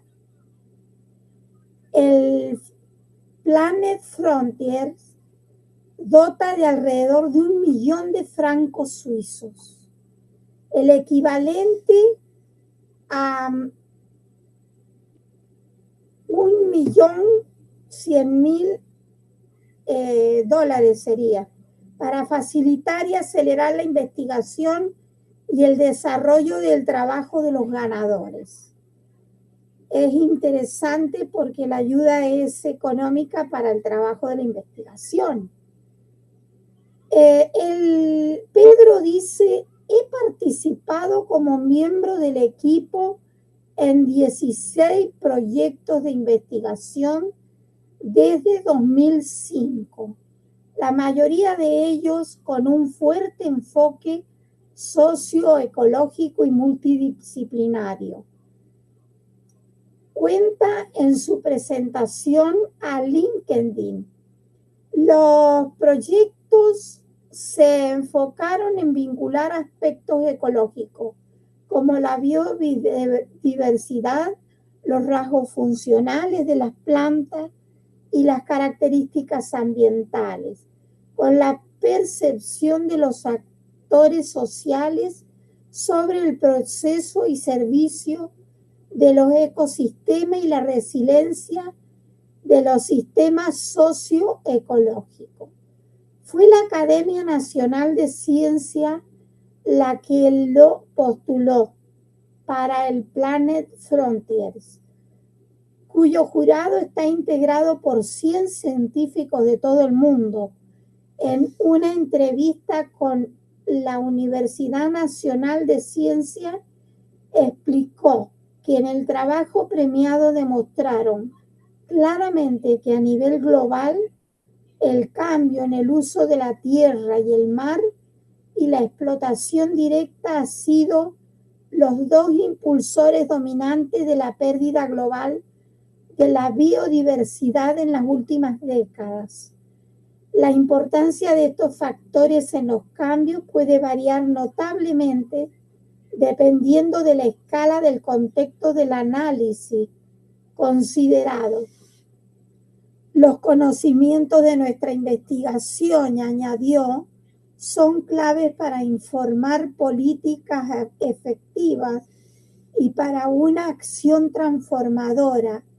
Nuestro estudio ha contribuido directamente a la política intergubernamental, inspirando en gran medida la identificación y clasificación de impulsores directos en el nuevo marco global de la biodiversidad, delineando por el Convenio sobre la Diversidad Biológica. A ver. Enfatizó que la pérdida de la biodiversidad no solo socava la resiliencia y la estabilidad de los ecosistemas, sino que también amenaza la provisión de servicios ecosistémicos fundamentales para el bienestar humano, como el aire limpio, el agua y los alimentos.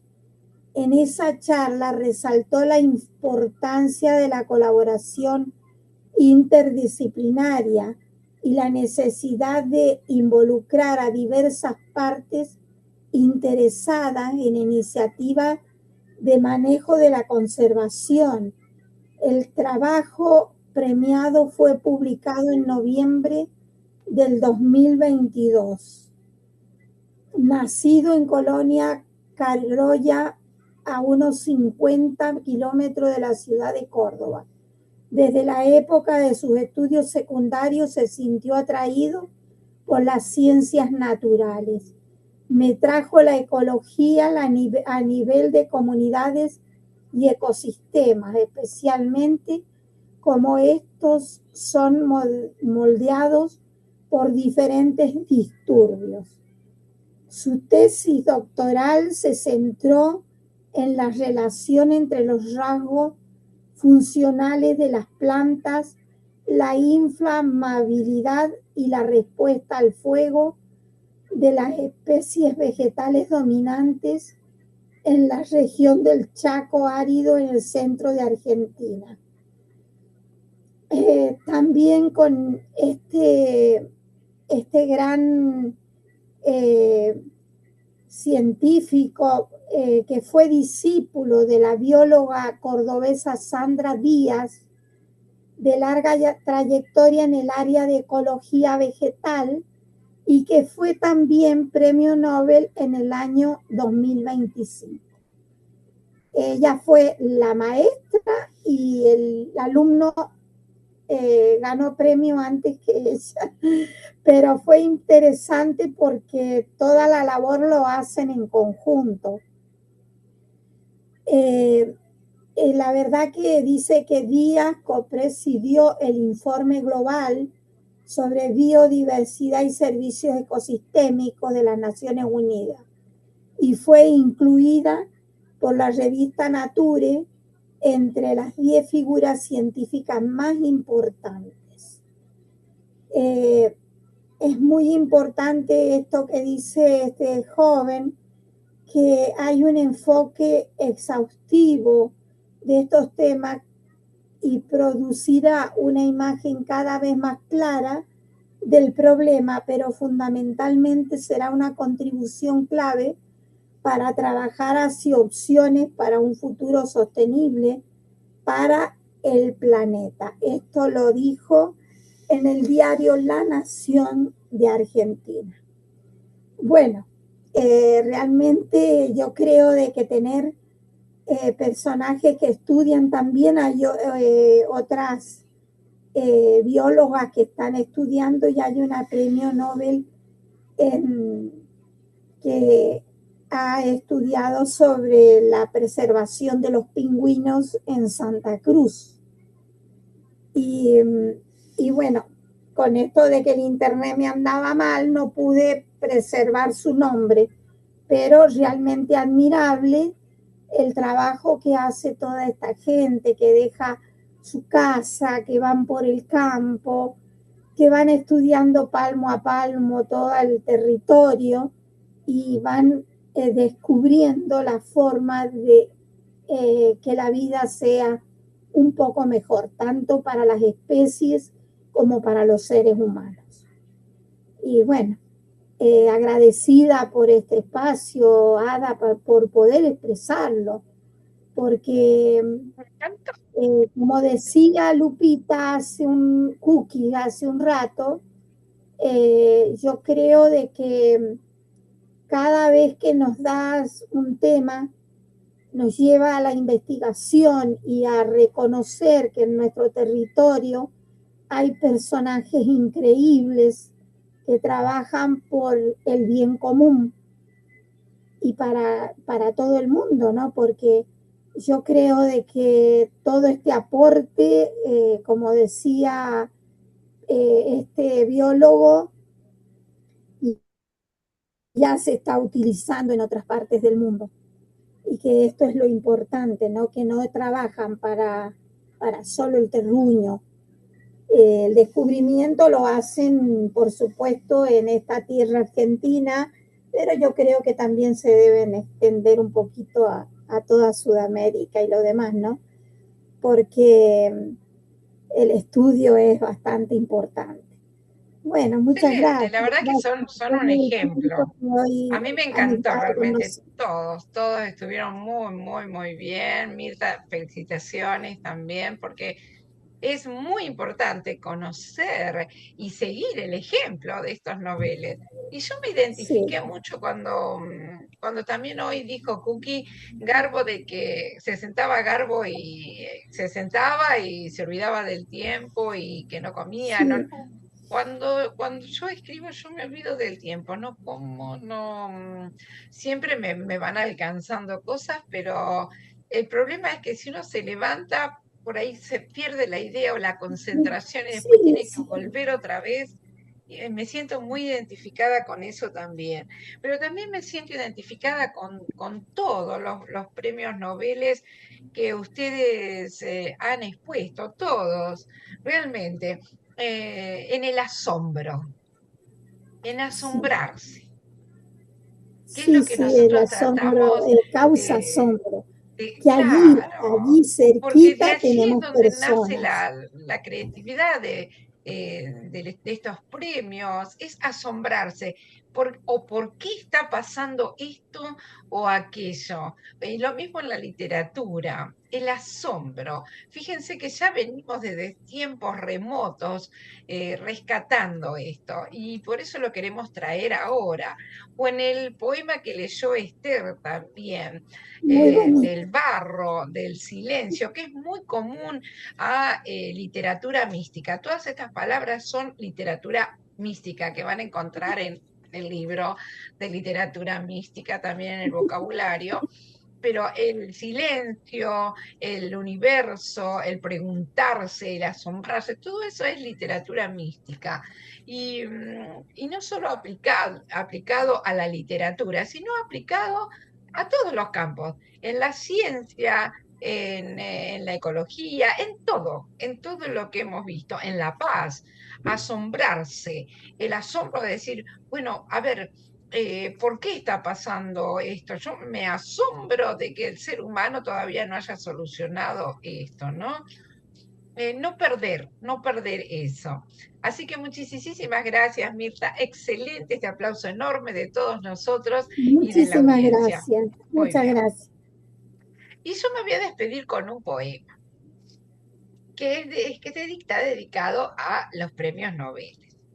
En la cumbre del genio y la paciencia se enciende una luz para la historia, donde el arduo camino de la ciencia se transforma en corona de la gloria.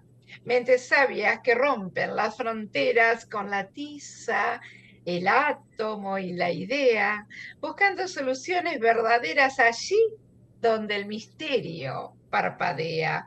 Premio a la paz que calma la tormenta, a la letra que alivia las naciones al hallazgo que al mundo alimenta y despierta profundas vocaciones, un legado de oro y de constancia que resguarda la llama del saber, reduciendo del caos la distancia para ver por fin a la humanidad crecer.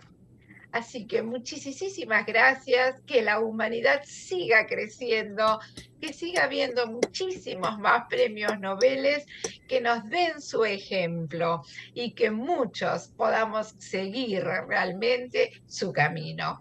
Vamos adelante por más premios Nobel, por más asombro y por más personas que sigan sembrando el bien. Por la paz también, por supuesto, porque sin la paz, todas estas investigaciones y todos estos premios Nobel tampoco podrían existir. Vamos por la paz primero y luego seguimos atrás de la paz todas estas investigaciones para seguir creciendo juntos. Muchísimas gracias. Un beso enorme y nos vemos entonces cuando, bueno, este miércoles no vamos a salir al aire porque estamos cerrando un evento especial. Pero sí vamos a salir el sábado con rescatando estos 5 objetos del baúl de la abuela. Y después ya el miércoles, Dios mediante, el miércoles 10, seguimos con lo planificado, con ecoarte. Ay, me dice Rita, ¿cuándo pasa poesía en prosa? Poesía en prosa, en vez de este miércoles 3 que tenemos este evento especial, va a pasar al 26 de agosto. ¿Sí? Anótense para el 26 de agosto. ¿Por qué? Para no mover las demás fechas y que se haga confusión. Las demás fechas quedan igual, entonces vamos el miércoles 10 con ecoarte.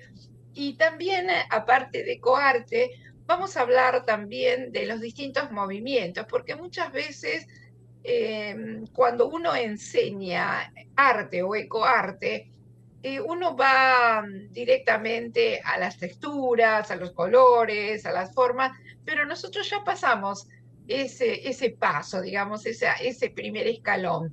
Así que vamos a ir adentrándonos en los movimientos y cómo ir pintando de acuerdo a distintos movimientos. Se viene muy jugoso ecoarte, ¿eh? Ecoarte y arte en general. Así que muchísimas gracias, no se lo pierdan y traigan sus creaciones para mostrarlo. Y los que ya iniciaron alguna obra, pueden acomodarla, arreglarla, ¿sí? Que yo ya estuve viendo algunas, y pueden sumarles otros elementos ecológicos. Bueno, dejamos así entonces la propuesta. Muchísimas gracias y nos vemos, Dios mediante, el sábado. Que pasen un maravilloso fin de semana todos. Les mandamos un beso enorme y un abrazo. Muchas gracias.